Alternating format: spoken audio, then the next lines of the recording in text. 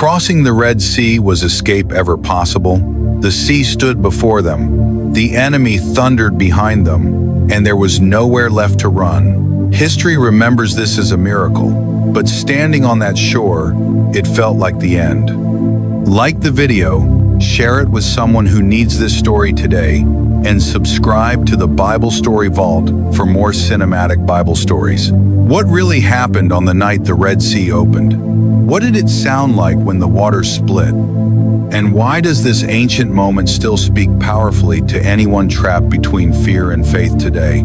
This is not just a story of escape. This is the story of a people standing at the edge of the impossible. Night falls over the wilderness. A cold wind sweeps across the desert sands as hundreds of thousands of Israelites stand frozen at the edge of the Red Sea.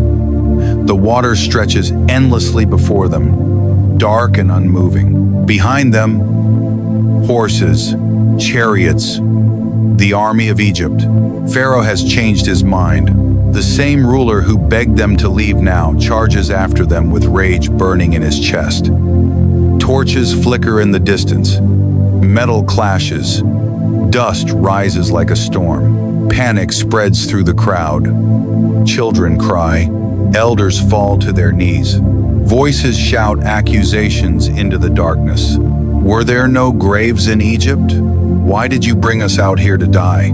The promise of freedom suddenly feels like a cruel illusion. They are trapped. Moses stands apart from the noise. The man who once faced Pharaoh now faces something far worse, the fear of his own people. Every eye turns toward him, not with hope, but with desperation. The sea blocks the future. The enemy closes the past. For a moment, even Moses feels the weight of it. The wind howls louder. The sea remains still. Then Moses lifts his voice. Do not be afraid. Stand firm. You will see the deliverance the Lord will bring you today. The words hang in the air, trembling. Faith spoken out loud in the presence of fear always sounds risky. Moses turns away from the people and cries out to God. And God answers, not with comfort, but with command. Why are you crying to me? Tell the people to move forward, into the sea. Moses raises his staff, the same staff that turned rivers to blood, the same staff that shattered Egypt's pride. The wind shifts. At first, it is only a breeze. Then it grows stronger, louder, roaring across the water like the breath of God himself. The sea begins to move. The ground shakes. The waters pull apart not slowly, but decisively, walls of water rising on both sides. Moonlight reflects off towering waves frozen in motion. The seabed is exposed. Dry ground where moments ago there was only death. Silence falls over the people. Then one step, then another. Mothers clutch children. Elders lean on staffs. Feet touch ground that should not exist. They walk between walls of water, hearing the deep rumble of the sea held back by divine command. Fish dart within the liquid walls.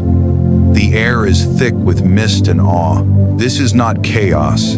This is order, creation obeying its creator. Pharaoh reaches the shore. He sees the path.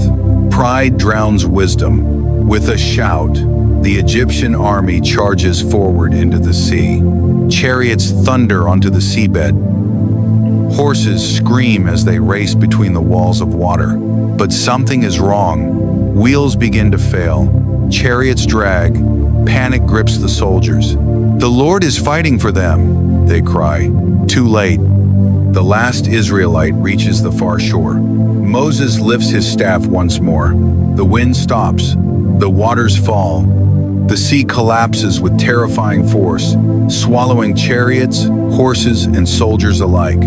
The sound is deafening thunder, crashing waves, the final gasp of Egypt's power. When morning comes, the shore is silent. The enemy is gone, not defeated by swords, not overcome by strength, but undone by obedience. And the power of God The sun rises over the far shore.